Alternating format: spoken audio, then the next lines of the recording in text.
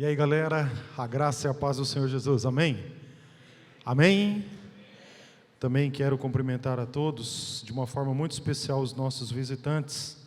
Você é muito bem-vindo aqui nesse lugar. Sou o pastor Anderson, sou um dos pastores dessa casa. Estamos aqui servindo a igreja já faz longos anos, de tempo integral, trabalhando no ministério, são mais de 20 anos. E desses 20 anos dedicados, ligados aqui, juntos com a nova geração, junto ou perto de adolescentes e jovens. E eu quero, nessa noite, trazer uma palavra para o seu coração. Aliás, eu não vou pregar, na verdade aqui vou compartilhar algumas coisas do meu coração. Literalmente eu vou fazer isso, eu vou rasgar o meu coração aqui para vocês, porque eu vejo a importância disso pelo momento que nós estamos vivendo. Sei que a Bel orou por mim, mas eu quero mais uma vez orar, clamando o favor do Senhor sobre a nossa vida, pedindo para que você também possa nessa noite entender o que Deus, em meio a tudo aquilo que vamos compartilhar aqui, deseja ensinar para você, ou deseja trabalhar na sua vida. Pai amado, nós te louvamos, Senhor, por essa noite, te agradeço por cada vida que está aqui. Somos gratos pela semana que está terminando hoje.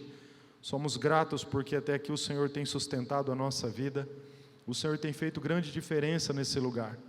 E agora, Pai, quando nós vamos compartilhar a Tua palavra, que o Teu Espírito Santo possa ter primazia nesse lugar. Libera a voz profética, Senhor, da Tua palavra, que ela possa, meu Deus, trazer luz ao nosso entendimento, fogo ao nosso coração. Que a força da Tua palavra, o poder da Tua palavra possa desmascarar, desfazer todos os sofismas que estão enraizados, cravados na nossa mente, de forma que nós não sejamos enganados, ó Pai, por esse mundo, enganados pelo nosso inimigo espiritual, enganados pela nossa própria alma. Nós clamamos o Teu favor sobre nós, Pai. Age com Teu Espírito, ó Pai, nas nossas vidas.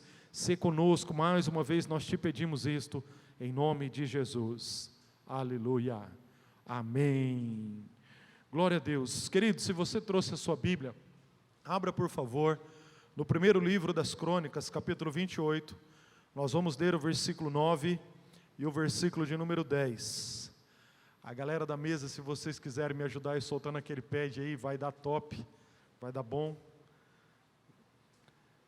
Vocês vão ministrar junto comigo.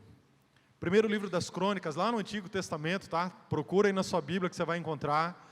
A versão digital é mais fácil, de você encontrar. Pega aí, vai rolando aí que você vai encontrar. Primeiro livro das Crônicas, capítulo 28. Nós vamos ler o versículo 9 e o versículo de número 10. São dois versículos. A palavra do Senhor, dita por Davi, registrada aqui pelo cronista, é o texto, são os dois versículos que nós vamos, nessa noite meditar. A palavra do Senhor diz assim: E tu, meu filho Salomão, conhece o Deus de teu pai, e serve-o de coração íntegro e alma voluntária, porque o Senhor esquadrinha todos os corações e penetra todos os desígnios do pensamento. Se o buscares, ele deixará achar-se por ti.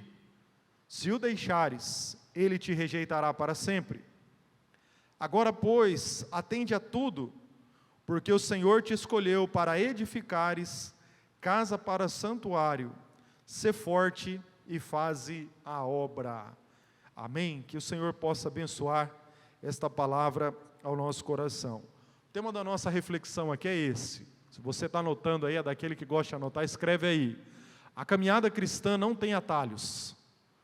Olha para a pessoa que está do teu lado, e fala assim para ele ou para ela: olha, a caminhada cristã, a vida cristã, não tem atalhos.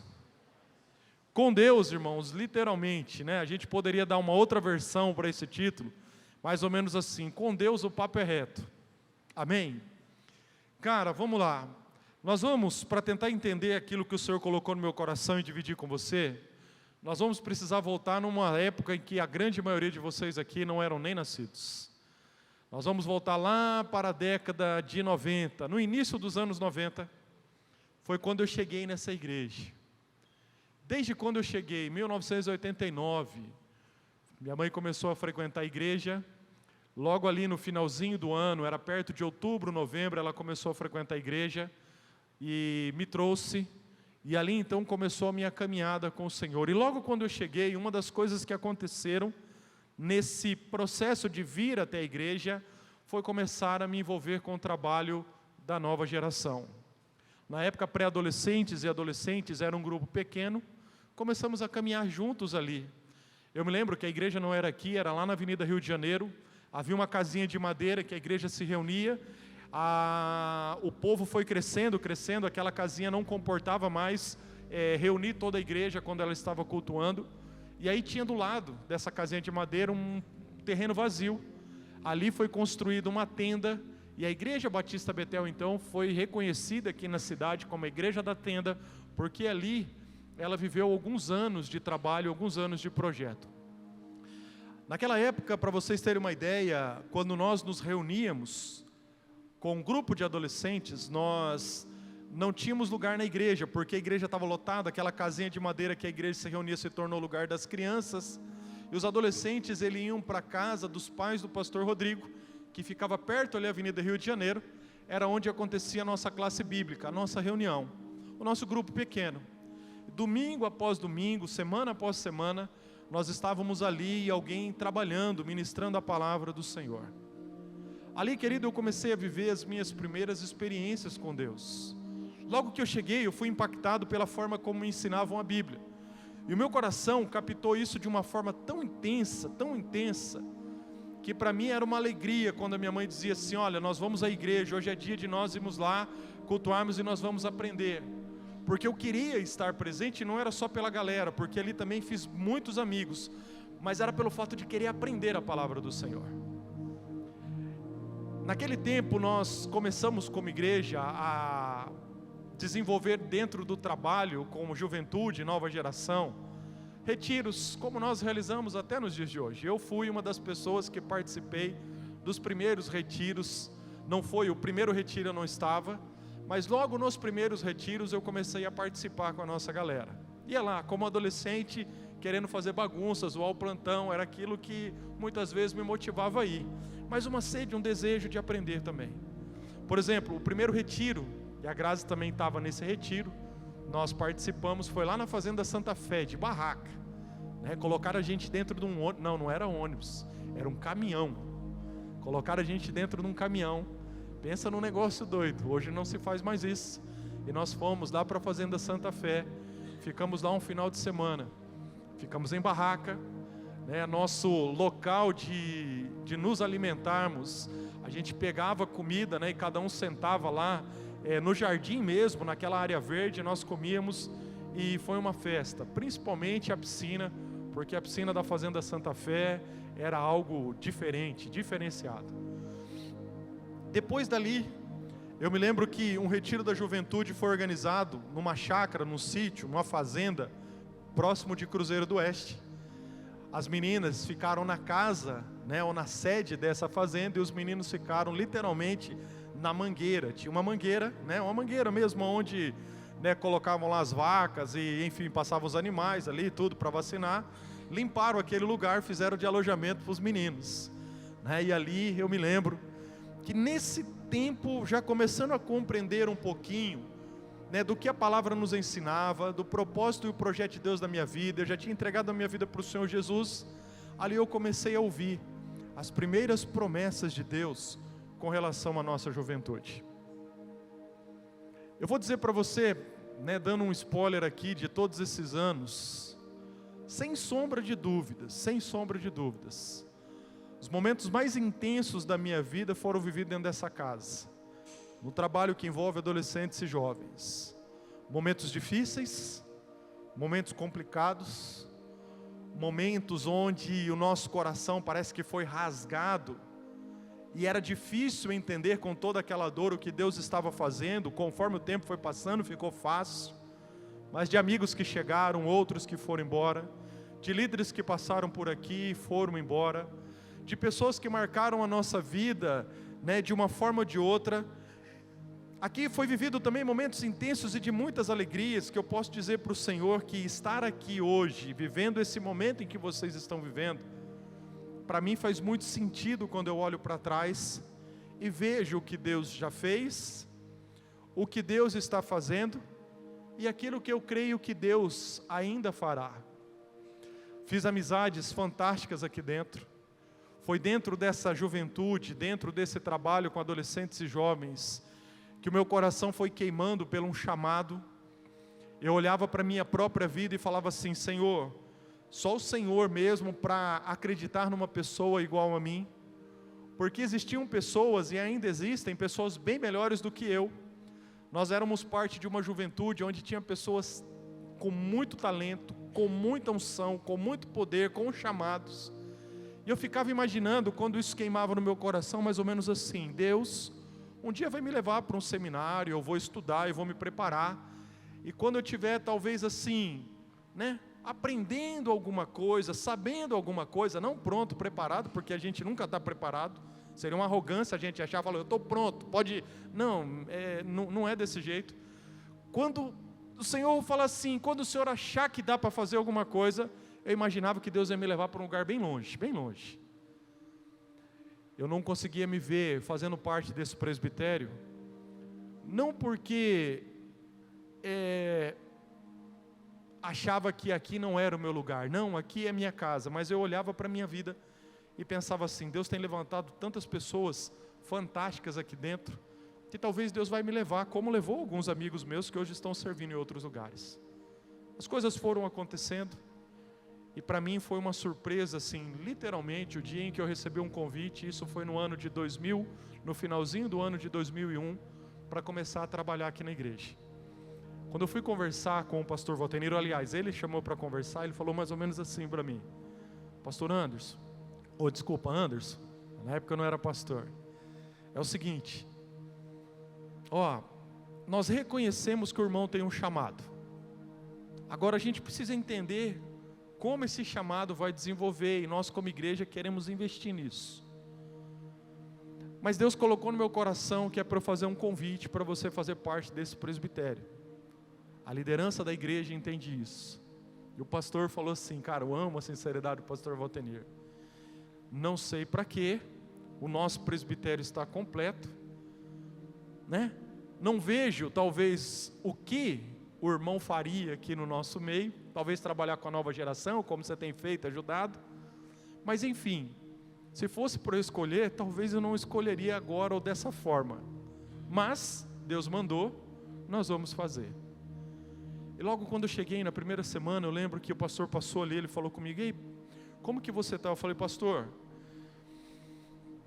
eu estou à disposição, o que a igreja precisar e o que eu puder fazer para somar. Se o senhor falar para mim: olha, está vendo esse banheiro aqui, vai ser o teu ministério, amém, eu estou disposto, o que o senhor precisar. Como o senhor disse, tem um quadro completo, existem pessoas com muito mais capacidade do que eu, eu tenho uma longa caminhada pela frente, mas eu estou aí, se o senhor precisar de alguma coisa, conte comigo. Passaram-se alguns dias, o pastor me procurou e falou assim: olha, nós vamos fazer uma mudança ministerial. O pastor de adolescente vai assumir o pastoreio dos jovens, e nós vamos colocar você para cuidar dos adolescentes. E aí vocês dois vão trabalhando junto, e vocês já se conhecem, e bora lá, e vai ser assim, dessa forma, e aí deixa Deus te usar. E ali começou talvez um dos períodos mais intensos da minha vida com relação ao aprendizado ou estar perto de jovens e adolescentes.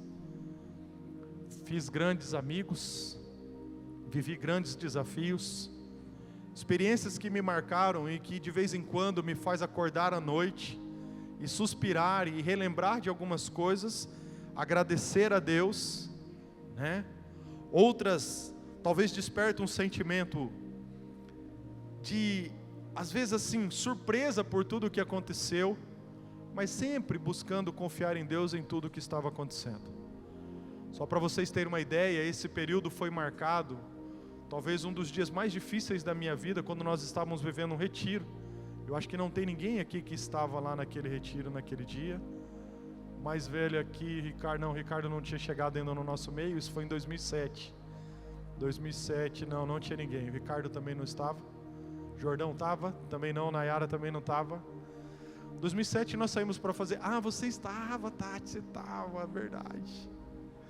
Nós saímos para participar de um retiro em Campo Mourão. E cara, foi um retiro assim que houve um mover sobrenatural. Foi uma das coisas mais lindas que eu vi Deus fazendo, cara. Que eu sempre pensava assim, cara, eu sonho, e eu pregava isso para a galera. Um retiro, onde nós não vamos precisar ficar pegando no pé de vocês que chegou a hora do culto. Que vocês não vão ficar querendo ir para o banheiro toda hora, que vocês vão sentar, vão ver a palavra, vão participar. E lá aconteceu isso. Lá, para vocês terem uma ideia, cara, o pastor terminava de pregar, ele largava o microfone, mas a galera não queria sair de lá. Chegava na hora da refeição, o pessoal brigando, o Luiz lá da Capela do Calvário brigando comigo, tem que comer, porque tem hora. Eu falava, Luiz, dá uma olhada, cara, a galera não queria. O pessoal falava assim, pastor, nós não queremos sair daqui. Na época eu estava vivendo esse prelúdio de ser consagrado pastor, não era pastor ainda. O pessoal me chamava de bizu, falava assim, não, me deixa aqui, eu quero ficar aqui, eu não quero sair daqui, entendeu? Deixa a comida para lá, não tem problema, eu não quero perder isso que Deus está fazendo. Cara, e houve um mover, uma unção, um negócio assim, sobrenatural. Nós não tivemos problema nenhum. Quando nós estávamos voltando, eu estava com a Kombi, que era lá da igreja de Moreira Salles, eu tinha que passar em Moreira Salles para deixar um negócio. Eu vim na frente e o ônibus veio atrás. Em um determinado ponto da estrada houve um acidente. Vários adolescentes se machucaram. Nós demos entrada naquele dia, naquele acidente. 40 pessoas passaram pela Santa Casa de Cianorte. E foi um dos dias mais terríveis da minha vida, ou se não o dia mais terrível da minha vida. A única coisa que eu pedia para Deus era isso: Senhor, não deixa ninguém morrer. Porque se isso acontecer, alguns se machucaram bem por causa do acidente, foi um acidente bem feio. E eu falei, se isso acontecer, eu acho que o meu coração não vai suportar carregar esse peso, essa responsabilidade, ter que olhar para um pai, para uma mãe, e talvez ter que dar uma notícia ou conviver com uma situação dessa. Esse foi um pedido que Deus me atendeu, graças a Deus, graças a Deus. Até aqueles que mais se machucaram, se recuperaram tão bem. Uns bateram a cabeça aí, eu acho que assim, talvez não ficou tão bem, né? Depois da batida da cabeça, mas é uma galera ponta firme, de vez em quando nós nos encontramos e relembramos desse tempo. Alguns frutos dessa experiência perduram até o dia de hoje. Alguns talvez se afastaram um pouquinho dos caminhos do Senhor, mas quando nós paramos para lembrar de tudo o que aconteceu, ainda no coração dessa galera queima uma chama, de que eles mais ou menos dizem assim para mim, pastor, uma hora eu sei que eu vou voltar, e eu vou viver com intensidade ainda aquilo que Deus começou a fazer na minha vida.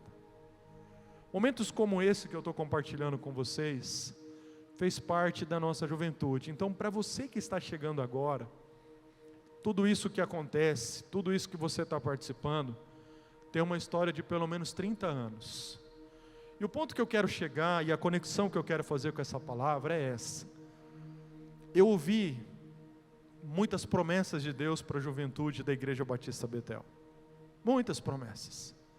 Eu vi Deus levantando homens e mulheres aqui, que estão servindo e ajudando em outros lugares.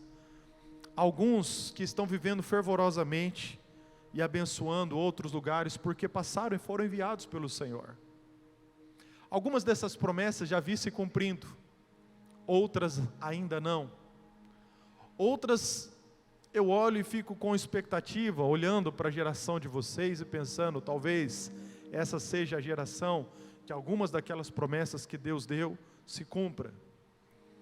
E eu quero fazer a conexão de toda essa história, pensando um pouquinho naquilo que Davi disse ao seu filho Salomão, para te ajudar, para te situar dentro desse projeto, porque se você está aqui, eu creio que Deus tem um propósito não apenas na sua vida, mas um propósito através da sua vida com relação a essa casa. Essas promessas que Deus deu, eu acredito que não é apenas para a instituição, ela passa pela sua vida também. Mas para que a gente viva as promessas do Senhor, sejam elas pessoais ou coletivas, nosso coração precisa estar alinhado. Olha para a pessoa que está do teu lado e fala assim, você quer ver as promessas de Deus se cumprindo na sua vida? coração precisa estar alinhado. Alinhado com quem, pastor? Alinhado com o pastor da igreja? Alinhado com o meu líder de discipulado? Alinhado com o meu líder de contágio? Alinhado com o meu amigo, irmão, parça, aquele que eu posso contar para todos os rolês? Tudo isso tem o seu valor, mas acima de tudo isso, nosso coração precisa estar alinhado com Deus.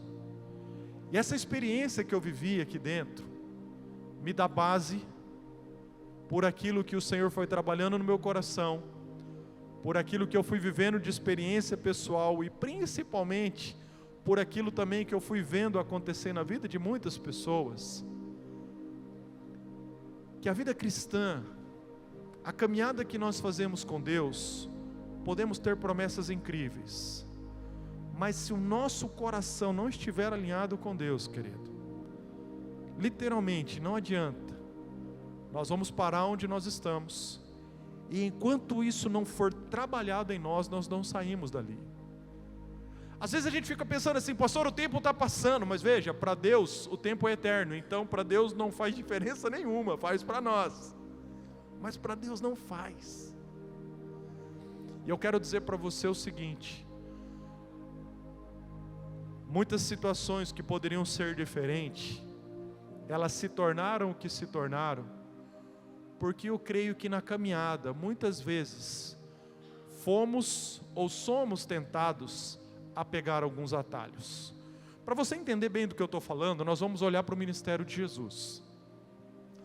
Lembra o início dos evangelhos? Jesus nasceu bebezinho, Jesus não nasceu grande, nasceu bebezinho, amém? Amém? Foi crescendo, desenvolvendo, viveu a sua infância, adolescência. Lembra de Lucas falando com Jesus com 12 anos, que foi com seus pais até Jerusalém, lá ele foi até o templo, ele começou a discutir a lei lá com os principais da sinagoga, né? E ali algo diferente já estava sobre a vida daquele menino que foi crescendo, há uma lacuna que nós não sabemos detalhes, mas quando a Bíblia cita depois dos 12 anos, Jesus está com 30 anos, e ali quando Jesus está com 30 anos, ele começa seu ministério. Qual foi a primeira atitude antes de iniciar o ministério? Jesus vai até João Batista e fala, João, me batiza. E aí João pega, vivendo aquela experiência, não, eu não posso batizar o Senhor, é o Senhor que tem que me batizar. E aí Jesus insiste, João, batiza. Ó João, vamos fazer o que está escrito, né? Aquilo que já foi dito pelos profetas. E aí então João vai, batiza Jesus. É interessante nós pensarmos que ali, logo após o batismo de Jesus, Jesus foi batizado no Jordão, e isso tem uma simbologia. A palavra Jordão significa lugar baixo, ou lugar que desce, ou lugar aonde se precisa descer. Jesus vai até esse lugar, e ali Jesus é batizado. Jesus vive esse processo. Lembra que Jesus era Deus, ele estava com Deus, ele se esvaziou dos seus atributos divinos para se fazer homem.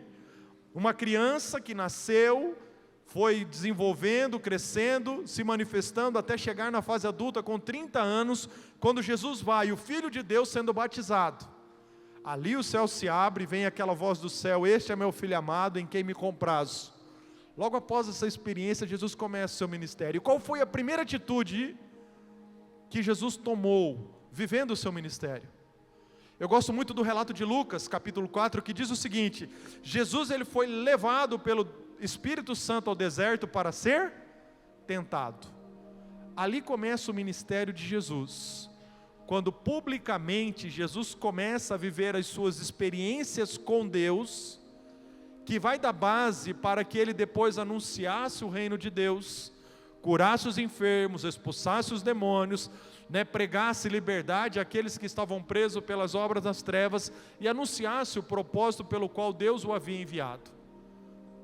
O deserto que Jesus passou, nada mais é do que uma proposta do diabo, para que Jesus tomasse, em vez do caminho que Deus tinha para ele, atalhos.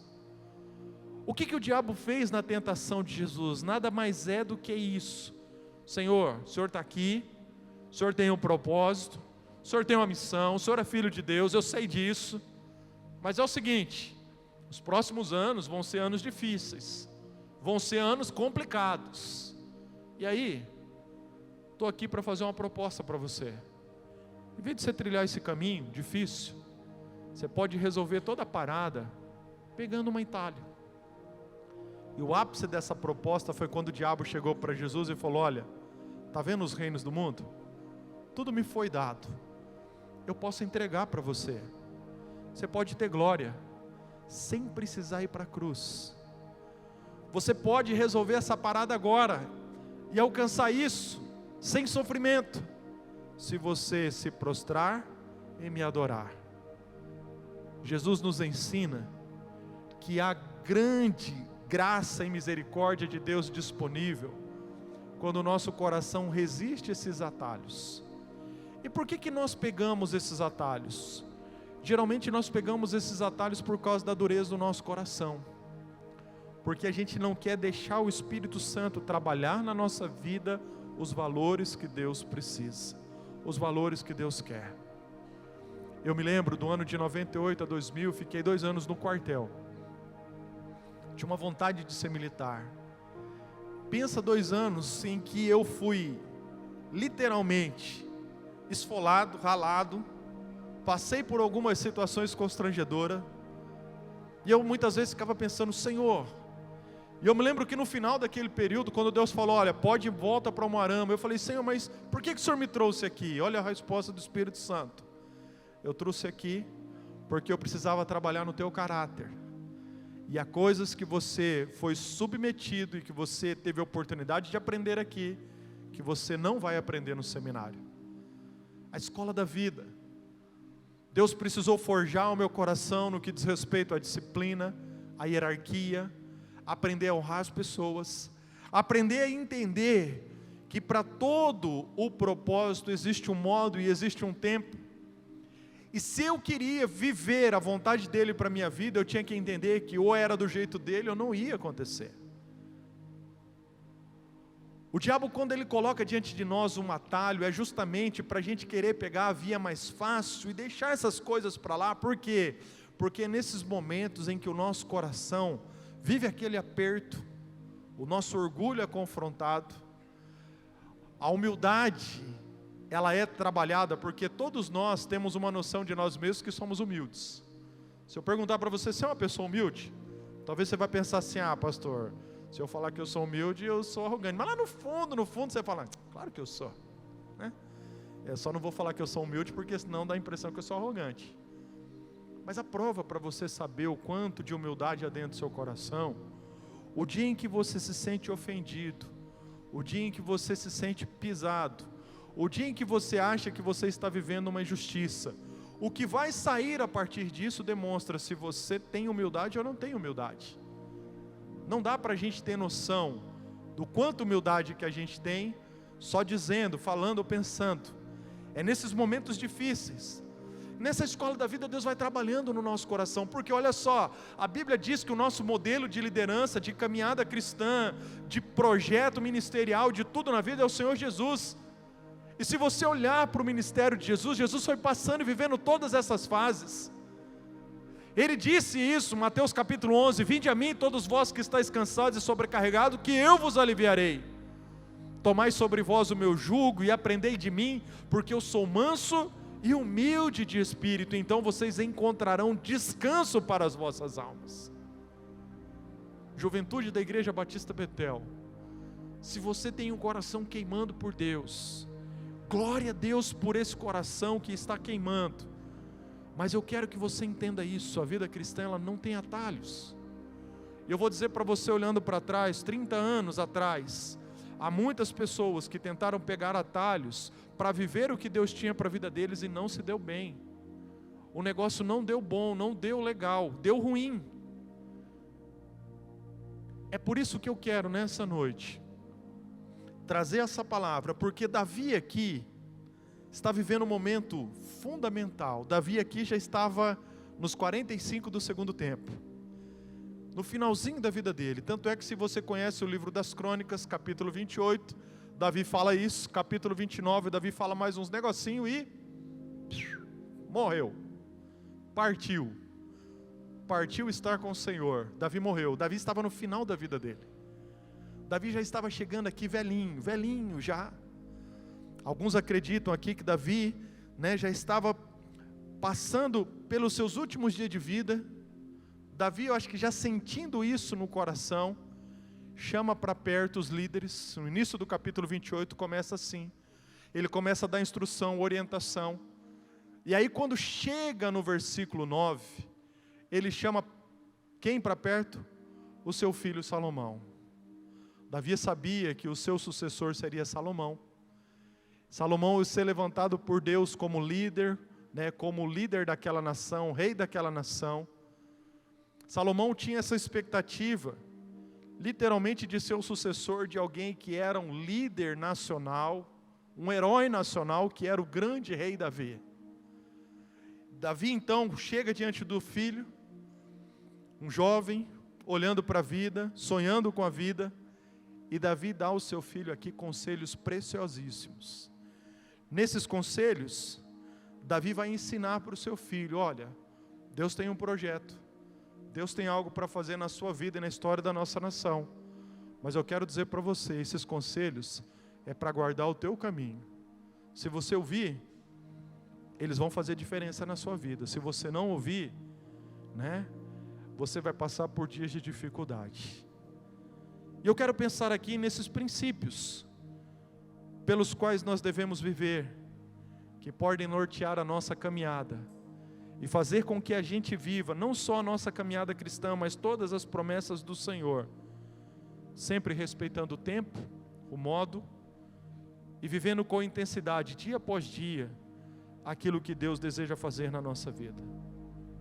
O primeiro ensino que Davi traz ao seu filho aqui, e nós vamos aprender como juventude, se nós queremos seguir pelo caminho que Deus tem para nós nesses dias, nós precisamos viver uma experiência de conhecer a Deus pessoalmente. Davi começa dizendo isso: tu, meu filho Salomão, conhece o Deus do teu pai. Até aquele momento Salomão falava assim: ó, o Deus do meu pai, mas Davi chega e fala assim: cara, a partir de agora não é mais o Deus do teu pai, tem que ser o teu Deus. Em outras palavras, Davi está dizendo assim: você não pode viver apenas das minhas experiências, você não pode viver apenas do meu relacionamento com Deus. Chegou o momento de você assumir essa responsabilidade e você mesmo começar a desenvolver esse relacionamento com o Senhor. Se nós queremos como juventude viver o propósito de Deus para as nossas vidas, se você quer viver isso como pessoa, esse momento de vida que você está vivendo, você precisa olhar para ela, olhar para dentro do teu coração e assumir essa responsabilidade, que Deus deseja desenvolver um relacionamento pessoal com você, mas você precisa, em contrapartida, fazer a sua parte. E qual é a nossa parte? Se esforçar nessa direção. Nós precisamos dar um passo. Hoje o que nós vemos acontecer, muitas pessoas vivendo da espiritualidade de outros. Eu me reúno com pessoas durante a semana que falam assim: cara, você viu o que o teu Hayashi falou? Mano, Douglas também, deu uma palavra muito legal lá, eu assisti na mesa lá, redonda, aquele negócio que acontece lá, Esses dias eu estava lá na Alcance, participando de um seminário, e aí uma conferência, e aí de repente alguém começou a falar assim: mano, o Israel Subirá deu uma palavra lá um momento, e o pessoal falou: cara, você viu, mano, que palavra, que unção. Outros pastores que passaram para lá, vivendo com intensidade o que Deus tinha para a vida deles. Cara, tudo isso é muito bom, tudo isso abençoa a nossa vida, mas nós não podemos viver a nossa espiritualidade baseada na experiência dos outros. É isso que me chama a atenção. Cristianismo é um relacionamento pessoal com Deus, e isso me constrange, porque existe um Deus grande, maravilhoso, poderoso, santo, um Deus incomparável, que se curva, olha para o Anderson, um pecador, uma pessoa cheia de falhas, e fala: quero ter comunhão com você. Deus olha não só para a vida do pastor, para a vida do obreiro, para a vida do líder de contágio, para a vida daqueles que estão no altar pregando ou ministrando. Deus olha para você e para mim, e o desejo de Deus é esse: ter um relacionamento conosco. A vida cristã não tem atalho, porque quando a gente descobre isso, a gente fala: oh Deus, bacana, entra na minha vida, o Senhor vai me dar um futuro promissor, eu vou ser alguém que vai viver o propósito do Senhor, eu vou marcar multidões, e Deus vai usar minha vida de uma forma poderosa, e aí eu vou conseguir viver uma vida próspera, abençoada, e vou alcançar todos os meus sonhos. Legal, mas como tudo isso começa? Num relacionamento pessoal com Deus. Aí eu lhe pergunto, para você cujo coração queima em viver um propósito do Senhor, até que ponto você tem vivido esse relacionamento pessoal com o Senhor? Pastor, como eu conheço Deus pessoalmente? Em primeiro lugar, através de Jesus. Por isso não tem como você conhecer Deus pessoalmente se você não tem uma aliança com Jesus. A Bíblia diz que nós conhecemos a Deus em Jesus. Jesus é a maior revelação de quem Deus é. Ninguém viu Deus com os seus olhos físicos, mas nós tivemos oportunidade de ver Deus através de Jesus. Por isso, se eu quero conhecer a Deus, eu tenho que olhar para Jesus. E aí, olha que coisa maravilhosa. Jesus, Deus, divino, homem, se submete ao plano de Deus, a ponto de entregar a sua própria vida numa cruz, por causa dos nossos pecados. A vida cristã é uma mensagem contra a cultura e no nosso relacionamento com Deus. Essa vontade de ser grande que permeia o coração, a alma do ser humano, ela começa a se desfigurar diante de Deus, porque Deus vai nos ensinar isso.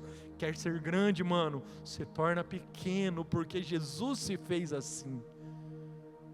Não tem como conhecer Deus pessoalmente sem olhar para Jesus. Uma outra forma de nós conhecermos a Deus, através da leitura e meditação da palavra. Então olha só, eu vou nutrindo o meu relacionamento pessoal com Deus, quando eu paro a minha vida, eu pego a minha Bíblia, eu ligo a minha Bíblia, e eu começo a meditar, não no que os outros estão falando, mas no que a Bíblia me ensina a respeito da revelação desse Deus. Pastor, mas eu leio e não entendo. Cara, olha só que massa, a Bíblia é um único livro, que você tem oportunidade em todos os momentos da sua vida, de ler, cujo autor está do lado. Você pode até pegar uma obra, uma ficção, e um dia chegar para o autor dessa obra e dizer assim, olha, eu li isso aqui no teu livro, eu não entendi, esse autor falou alguma coisa. Mas você não vai ter o privilégio de estar com esse autor por toda a sua vida. A Bíblia não, cara. Quando você abre, o autor, que é quem? O Espírito Santo, que inspirou homens para escrever essa mensagem e deixar para nós, ele está do nosso lado. Por isso, se a gente olhar e tiver a coragem de perguntar, Deus, eu não estou entendendo, fala comigo, me ajuda a entender. De repente o teu entendimento vai fazer assim, ó, você vai entender. E quando eu sei que eu estou entendendo? Quando a gente reconhece quem Deus é, quem nós somos e quem Deus tem colocado ao nosso lado. Tem gente pensando assim, cara, eu tive uma revelação do alto. Toda revelação do alto vai ser de Deus quando a gente encontrar esse tipo de sentimento no nosso coração. Deus é grande, eu sou pequeno, e as pessoas que estão ao meu lado, ao meu redor, independente de amar a Deus ou não, independente de pecado ou não, são importantes para Deus. Quando eu respeito esse trilho, Deus é grande, eu sou pecador, e as pessoas que estão ao meu lado, ao meu redor, são tão importantes quanto eu, são importantes para Deus, independente do que fizeram ou deixaram de fazer. Essa revelação me coloca nesse trilho. Outra maneira de eu entender e conhecer a Deus pessoalmente é através da oração. O que é oração? É eu falar com Deus nas minhas próprias palavras. Não é eu repetir uma reza, não é repetir um mantra, não é eu falar aquilo que os outros estão falando, mas eu abrir a minha boca e falar, Deus, e aí, vamos bater um papo? Os meus olhos físicos não estão vendo o Senhor, mas os meus olhos espirituais contemplam o Senhor, eu preciso conversar com alguém. Tem gente triste, pastor, não tem ninguém para conversar. Irmão, conheça Deus pessoalmente através da oração. Às vezes nós podemos falar umas coisas para Deus, que Deus não vai se escandalizar, sabe por quê? Porque quando a gente fala, Ele já sabe o que vai sair da nossa boca. A Bíblia diz que antes da gente falar, Ele já sabe a palavra. Mas quando a gente fala, isso alivia o nosso coração. Isso traz paz ao nosso coração. Podemos conhecer a Deus pessoalmente através das experiências da vida. Quantas coisas Deus está gritando através das circunstâncias, querendo te ensinar, querendo se revelar para você, e talvez nesse exato momento você não consiga perceber. Pastor, Deus fala com todo mundo, mas nunca falou comigo. Presta atenção, aquieta o teu coração, baixa a voz da tua alma que está gritando, impedindo que os teus ouvidos consigam captar. Você vai ver que Deus está falando com você, talvez não de uma forma audível, mas falando com você através das circunstâncias em que você está inserido. Irmãos, experiências. Algumas semanas atrás, lá em Curitiba, tentando entender algumas coisas que estão há muito tempo acontecendo na minha vida, no final de culto, o mover profético, as coisas acontecendo, de repente Deus ministra ao meu coração algo tão significativo que trouxe tanta paz para o meu coração. Eu falei: Deus, obrigado porque o Senhor continua falando.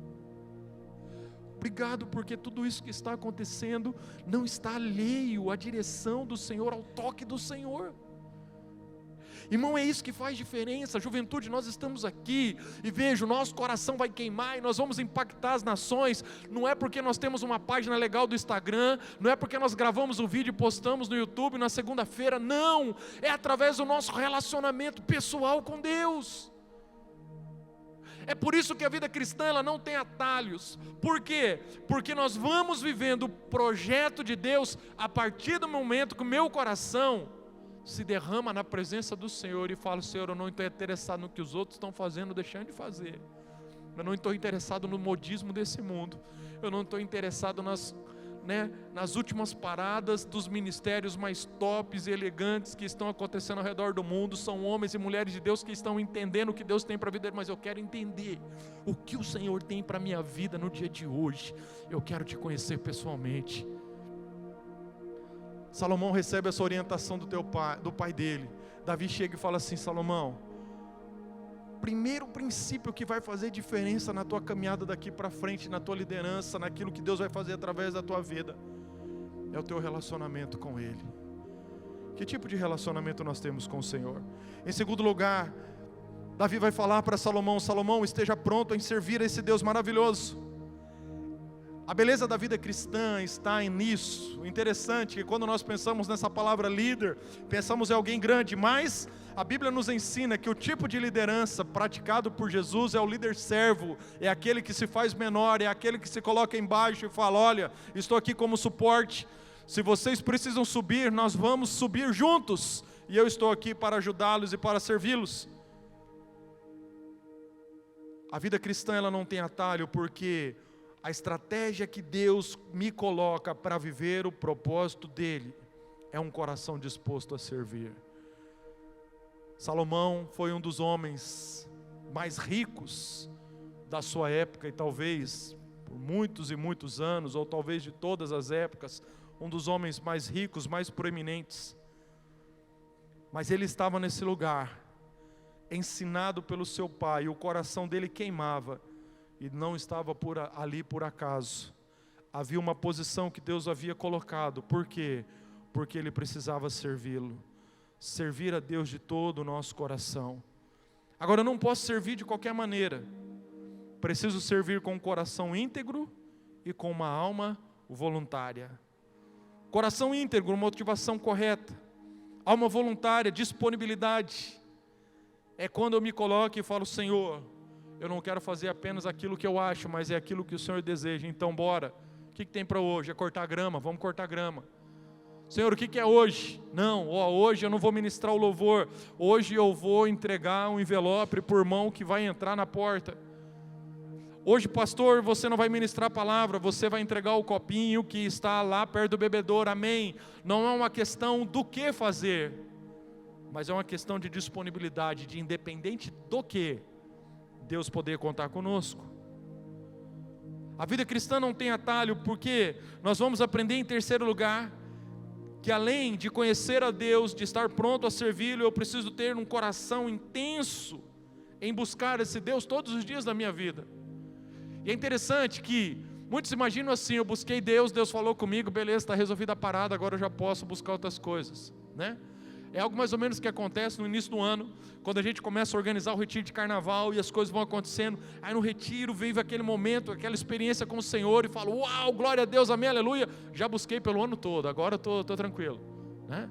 Na nossa região acontece, cara, até eu oro para que um dia isso mude, né? Logo depois de 2, 3 semanas do carnaval, tem aquela a festa agropecuária, e aí vem os shows e todo aquele negócio, e eu fico olhando para a vida de alguns e falo: meu Deus, que desastre, né? Por quê? Não, Não é uma coisa que você viveu no momento de retiro e agora você vai viver a tua vida buscando tudo que você quer, não. Continua buscando o Senhor. E a Bíblia nos ensina isso, que nós conhecemos a Deus e prosseguimos em conhecê-lo, ou seja, é uma busca constante. Dia após dia, Deus vai ministrando e eu vou vivendo essa experiência com Ele. E em quarto e último lugar, nós vamos aprender que Deus vai nos ensinar através dessa palavra, Davi falando isso ao seu filho: obedeça aos mandamentos do Senhor. A estrada que nós fomos colocados é a estrada da obediência. Se você quer ser honrado por Deus, honrado, por aquilo que Deus está fazendo através da sua vida, tenha um coração disposto em obedecer àquilo que o Senhor lhe orienta. Muitas vezes esses mandamentos ou essas orientações passarão pela vida dos nossos líderes espirituais, e todas as vezes que isso tocar a nossa vida, Deus quer ver uma disposição e obediência da nossa parte. Quando tudo isso acontece, nós caminhamos no projeto de Deus e vamos nos habilitando em viver as promessas do Senhor. Galera, nós estamos passando por um momento onde eu creio que Deus deseja fazer alguns ajustes no nosso coração. E esses ajustes não é porque Deus vai jogar as pessoas fora, um serve, outro não serve, não é nada disso. Na verdade, todos nós servimos. As promessas de Deus continuam sobre a vida de todos nós, todos nós, desde o menor até o maior. Mas se nós queremos nos habilitar, o nosso coração precisa estar alinhado com Ele. A vida cristã, ela não tem atalho. Eu tenho falado isso para muitas pessoas, muitas pessoas. Alguns, no anseio de querer viver tudo muito rápido, com muita intensidade, são tentados a pegar alguns atalhos. E de uma forma mais prática, eu quero encerrar trazendo isso. Você vai ser tentado no seu relacionamento com Deus a queimar etapas, a pegar atalhos. E esses atalhos podem gerar uma dificuldade no teu relacionamento com Deus e no teu relacionamento com as pessoas. Porque a nossa espiritualidade, você quer saber se você está bem com Deus, se você está vivendo um propósito dele mesmo? Talvez você pode passar um dia difícil, mas como eu sei, pastor, que eu estou no caminho certo, que eu não estou pegando atalho? Você vai estar em paz com Deus e em paz com as pessoas, amando a Deus e amando as pessoas. Se alguém agora que está atravessado no teu coração, você precisa resolver isso, senão você vai querer pegar um atalho. Olha o que Jesus certa vez ensinou. Se você vai trazer a sua oferta até o altar, e ali quando você está depositando a tua oferta, você lembrar que você tem uma treta com alguém, não entrega a oferta não, que Deus não vai receber. A Bíblia ensina isso, fala, você sai dali, vai lá e resolve a treta. Aí depois que resolveu a treta, você pega, vem e entrega a oferta, que Deus vai aceitar. Se você entregar a oferta sem resolver a treta, Deus não aceita. Sabe por quê? Deus não está interessado em dinheiro. O esquema aqui não é dinheiro, o esquema é o nosso coração. Deus olha para o nosso coração. Os momentos mais legais que eu vivi aqui dentro foram de pessoas que aprenderam a amar a Deus e amar uns aos outros. Isso não significa que vai ser tudo paz e amor. Tem hora que nós vamos encontrar alguém que pensa diferente da gente. Mas esse é o segredo do negócio. Quando você encontra, você não pega atalho jogando aquela pessoa fora, fala, não, eu vou viver do meu jeito, eu vou fazer minha trupe, eu vou fazer a minha rodinha, meu grupo de amigos. Cara, isso não é legal. Isso não é legal, não é bacana.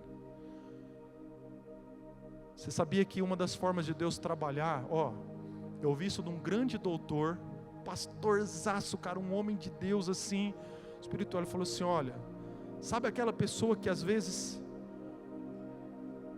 pode te incomodar pelo jeito dela ser, pelo jeito dela falar? Pois é, essa é uma das pessoas mais importantes na sua vida, porque é um instrumento de Deus para trabalhar no teu caráter, tem coisas que Deus quer fazer na tua vida, e se você joga essa pessoa para fora da tua vida, você perde essa oportunidade. Cara, quando eu vi isso, é um grande doutor, nome muito conhecido, numa das aulas que ele estava dando no seminário, eu tive a oportunidade de ouvi-lo pessoalmente. Ele falou, a pessoa mais importante na minha vida Ele falou assim: a pessoa que mais me critica. E ele começou a descobrir, falando, é um cara que escreve. Ele falando assim: a pessoa mais importante, tudo que eu escrevo essa pessoa me critica. Ele é um grande amigo. Eu falei: mas como que é um grande amigo?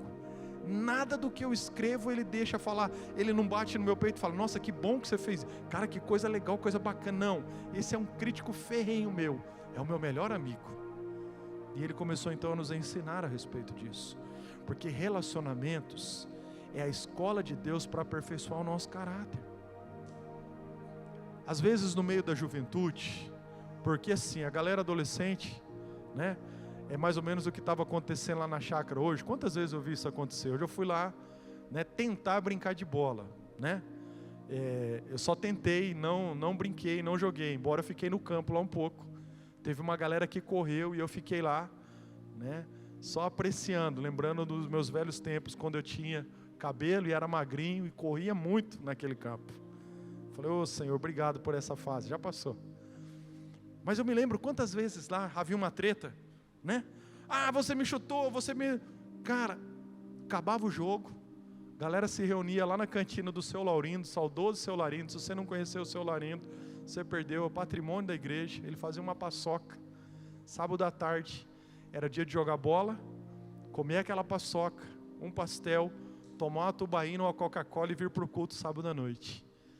Ali, cara, ficava toda treta. Você, lá no campo: oh, mas você me chutou, não foi falta, não foi. A galera ia, lembra disso, João? A gente ia lá, tomava Coca-Cola, vinha todo mundo para o culto, feliz, alegre, porque todo mundo era amigo. Mas parece que a gente vai crescendo e o nosso coração vai ficando meio que rabugento, sabe? E aí a gente corre o risco de levantar algumas barreiras.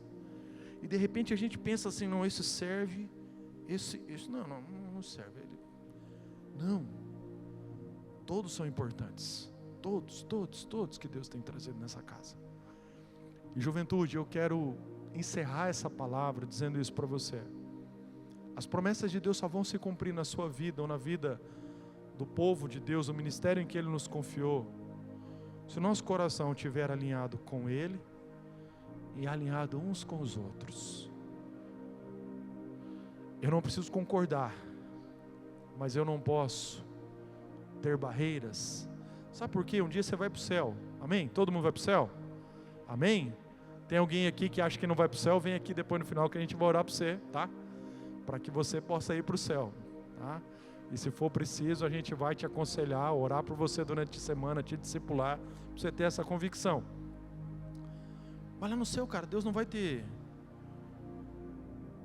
a parte A e a parte B, os amigos do fulano e os amigos do cicrano. Deus não vai colocar você... Imagina Deus dividindo o céu. Pensa comigo. Rapaz, fulano de tal, cara, que alegria de ver isso aqui. Onde vamos colocar ele aqui? Onde vai ser a mansão dele? Estou conjecturando, tá? Vai ser lá no bairro tal, o bairro dos irmãos da Igreja Batista Betel. Nós vamos colocar ele, né, vizinho do cicrano aqui, do Beltrano, pode ser? Ih, não vai dar bom não. Lá na igreja eles viveram uma treta lá. Separa, vamos fazer o seguinte, coloca o outro aí, coloca esse, não tem um amigo, isso, deixa eles em amigo aí, e vamos colocar esse outro lá do outro lado lá, porque, né, vai que acontece alguma coisa. Gente, no céu não vai ter isso. Nós seremos como uma única família. O nosso único propósito vai ser contemplar a face daquele que sempre nos amou. Nós vamos estar unidos nesse propósito. E não se engane, não se iluda. Talvez daqui a alguns anos você se lembre disso que eu estou ministrando hoje, e você possa testar isso. Que Davi está falando para o seu filho: cara, se você quer seguir a sua vida, beleza, você é livre para isso, mas presta atenção. Se você quer viver um propósito de Deus, existe um caminho para isso. E eu posso dizer para você, baseado na experiência que eu tenho vivido aqui dentro dessa casa, pode até demorar, mas os resultados são gloriosos. Em um dos aniversários da igreja, alguns anos atrás, um grande homem de Deus, que é um dos líderes da nossa nação, ele vem ministrar aqui no nosso aniversário. Lembra aquelas cadeiras que ficavam aqui?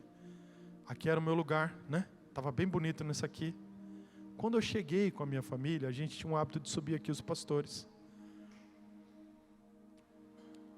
Eu subi, e o pastor Valtenir, como ele faz? Ele nos apresenta para os pastores que chegam. O pastor Valtenir falou: esse aqui é o pastor Anderson, é o pastor das crianças e dos adolescentes.